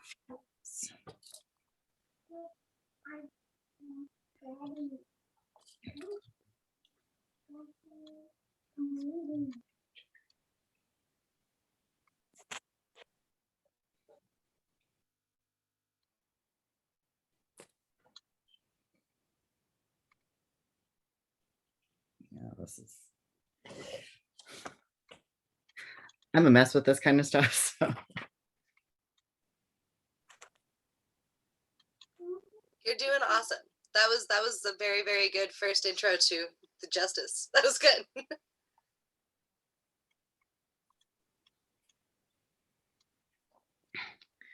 I mean, and so the sun moving forward. So you've got this imbalance and things are not coming out the way that you feel like they are supposed to. And that's going to lead you to a time of feeling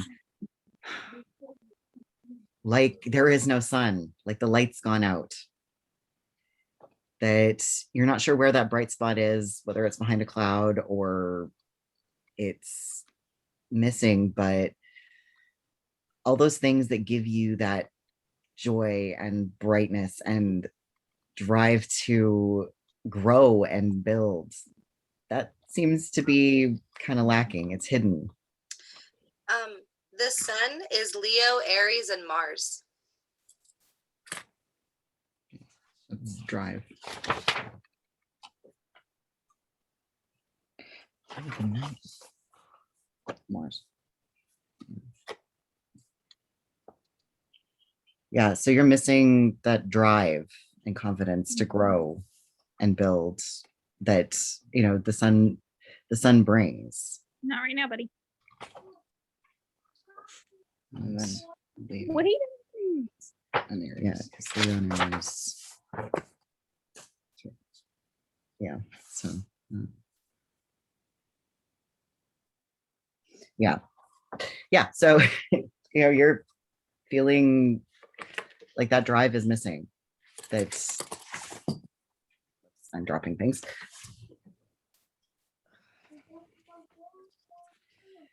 So it is leading you into a period where you feel dark, where the world feels dark, and it's hard to keep going and moving and fighting for things, because it is, you are missing that thing. You're missing something that helps you to see the light, to grow, to feel that bright spot. But the Three of Swords,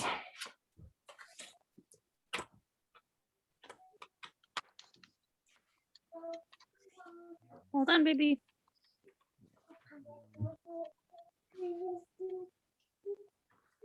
the Three of Swords, No, yes, no. that after that time, you will get past that, and you will be at a point where you can actually start down the path.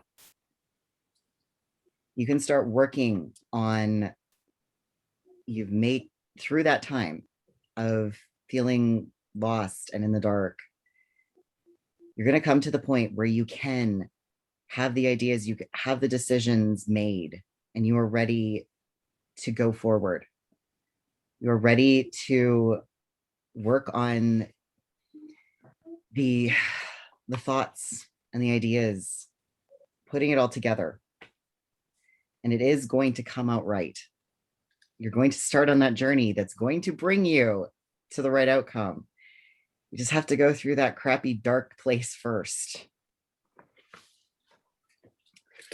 So Five of Cups, that feeling of imbalance, that feeling of darkness, and the necessary elements that are missing for you to drive forward is emotional. It's gonna give you some turmoil in your emotions. It's hard not to end up depressed and overwhelmed and dealing with so many feelings when you are stuck in those dark places, when things did not turn out the way that they frickin' were supposed to, and things are not balanced. So keep an eye on that. Be aware of the fact that you may have to spend some time focusing and, you know, trying to cut down a little bit of the chaos that you're going to get out of this, because it's going to feel hard. It's going to feel overwhelming. And, you know, I know from things you said, you're working on a lot of stuff and things are a little chaotic right now with everything. So, you know, things didn't quite turn out the way you were hoping in the last bit. And it is going to be a hard time right now that you are going through some stuff, and your emotions are going to be a roller coaster. But see what you can do to help make that a little bit smoother. See what you can let go of and what you can seek out to help you reduce that level of emotional chaos. If there's something that you can let go of that you don't have to fight over internally, you don't have to have all of the emotional output for it, see what you can let go of there, because you have enough on your plate. You have lots. Don't take on more emotional chaos than you need to right now, because you're going through shit. And that is okay. That is just life. Sometimes there are dark patches, but you're going to come out of this. And coming out of that, you have the Two of Swords, a decision.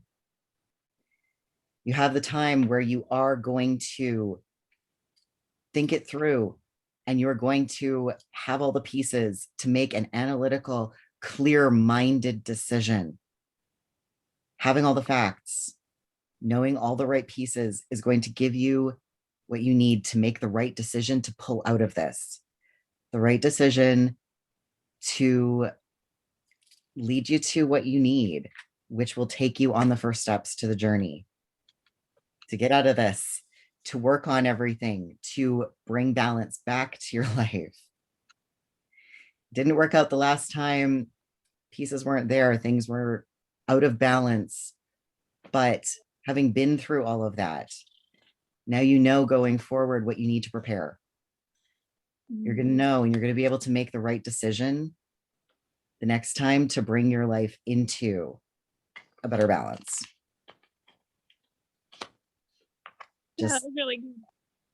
I don't know. I'm like conflicted of whether it's relating to my home life, Yeah. or if it's like lately I've been dealing with like a little bit of just internalized transphobia and stuff, like trying to work through, yeah. toxic mindsets. And so With no like, pentacles, I would say it's more likely working through all of the programming and all of the mind stuff. It's just everything on top of each Yeah. other. Yeah. all the things that, we grew up being taught about how the world works, and these are the realities, and this is all the things that you need to think about and connect. Yeah. And it's not easy No. at all. Yeah. But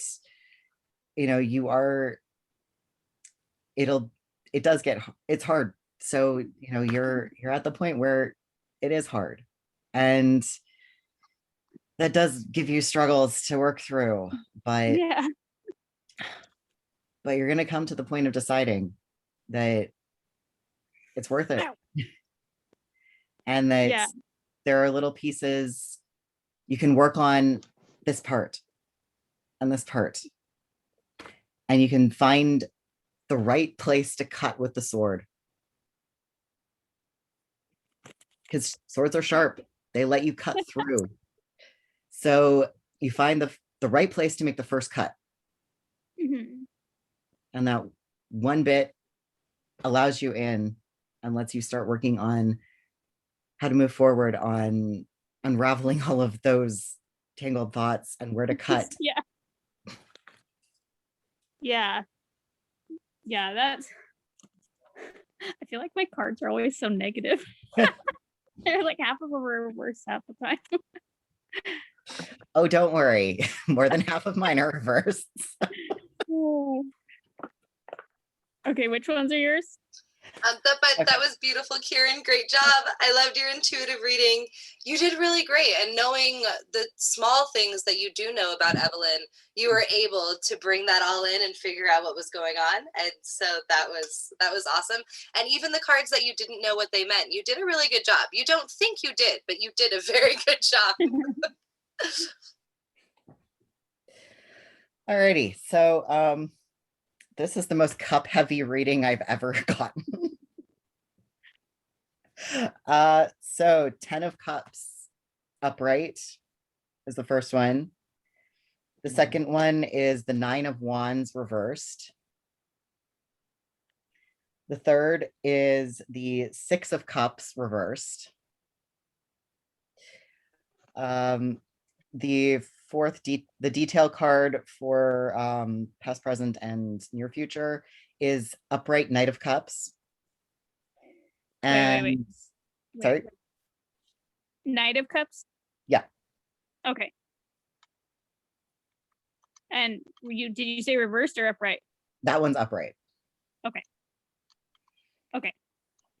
And then the second detail card is the Five of Cups reversed. Hey, samesies. Yay! Let me read over them. Might have to get up and grab my book. No problem. I had lots of flipping back and forth. Yeah. And I literally have only like this week have only done my first actual reading, so I don't have any experience. That is Let's see. completely okay. I am fumbling my way through this stuff too, so not to worry. Yeah. Okay, 1 second. I'm gonna go grab my cup. I mean my book. Okay.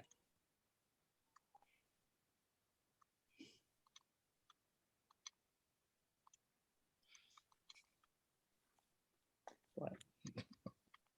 You can tell me after.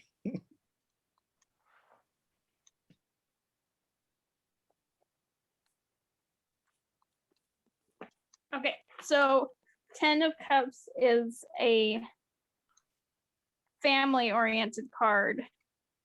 So, let's see, hold on. So recently you've been feeling a lot more, maybe not close with your family, but with your chosen family. Let's see. And so you're working towards something right now that is that has maybe recently come to fruition, I'm so bad at this, I'm sorry. It's totally okay.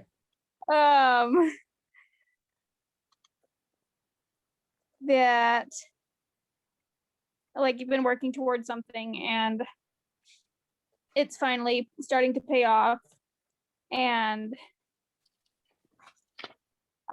you're prospering from that experience. Let's see. And 9 of Wands.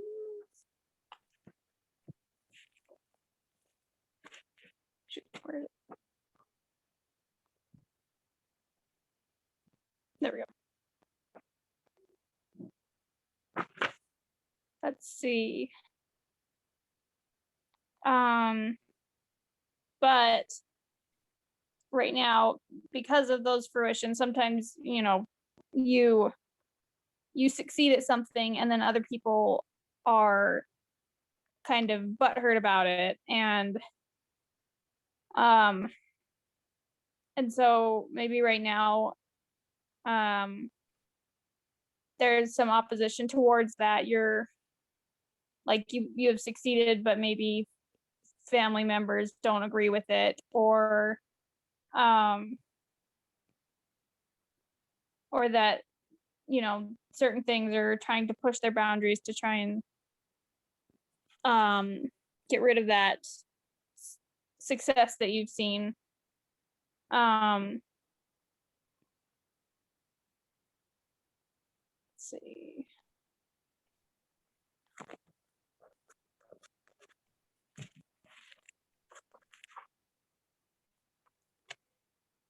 And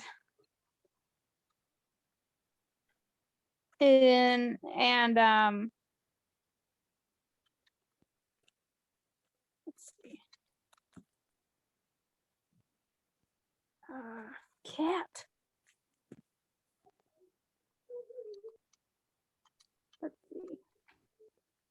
And maybe in the far future, you may be kind of regretting that,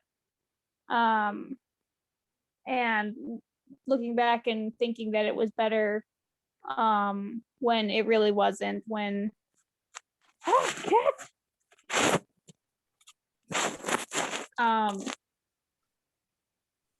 when you sorry.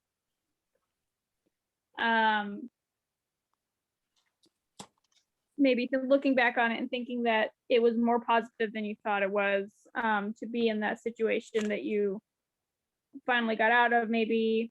Let's see. Oh, can't.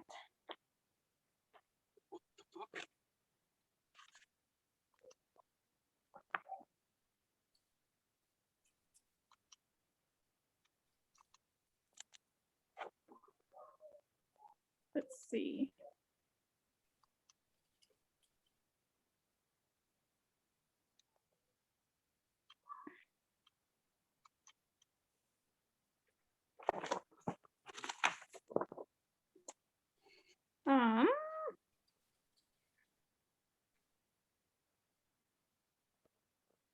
But I think that with the detail cards, even if you may be looking back on something and kind of regretting going through the decision just because it's a pain in the rear, it's more positive than you think it is.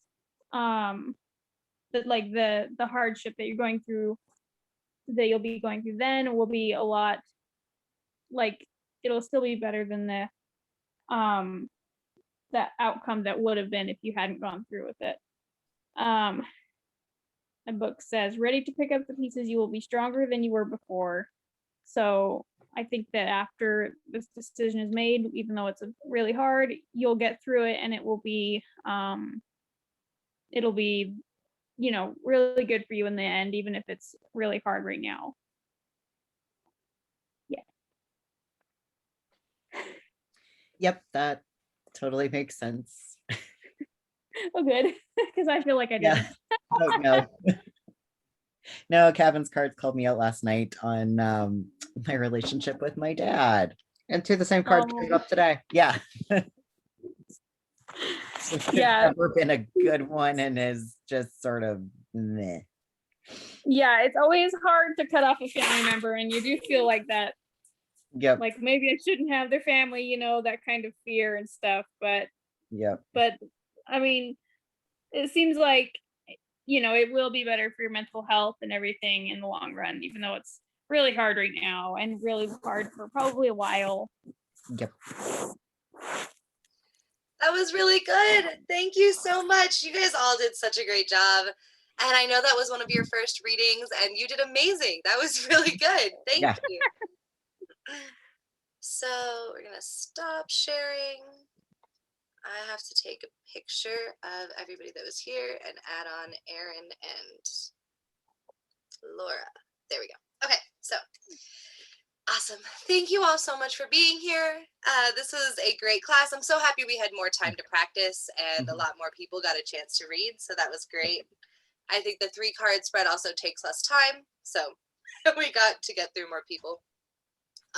The recording for this class will be on the website today. And the recording for the minor arcana class, if you would like to rewatch videos from those, or if you weren't here, those are already up on the website now. They are inside of the slideshow presentations. So they're not like separate videos, they're inside the slideshow presentations. And also we have a class at 4 where it's a brand new astrology class where we'll be diving into the meaning of Aries. And so I hope to see you there. Thank you for being here today. I hope you guys have a great night. Awesome. Thank you. Bye. Bye.